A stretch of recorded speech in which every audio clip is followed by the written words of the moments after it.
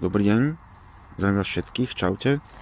Dneska si ukážeme také rýchle videjko, čo sa bude diať na vozidle najbližšie. Takže budú sa meniť rozvody, sa nachádzajú tu na. A ukážeme si, čo k tomu budeme potrebovať. Budeme potrebovať vlastne novú náplň do motora G12. Budeme potrebovať sadu rozvodov.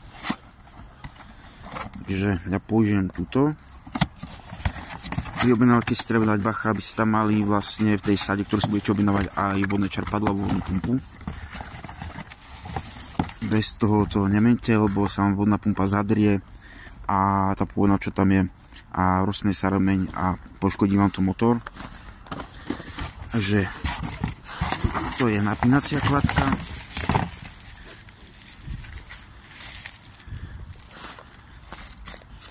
Rozvodový remeň. Máme nejaký manuál, blbostičky a tu nám vlastne máme na trň na napínaciu kladku novú podložku s maticou.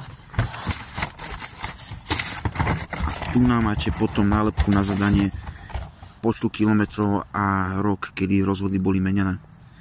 Takže to si nalepte potom také miesto, kde sa vám to nezošúcha, nejak nezničí, aby ste si to nemuseli zbytočne v hlave pamätať.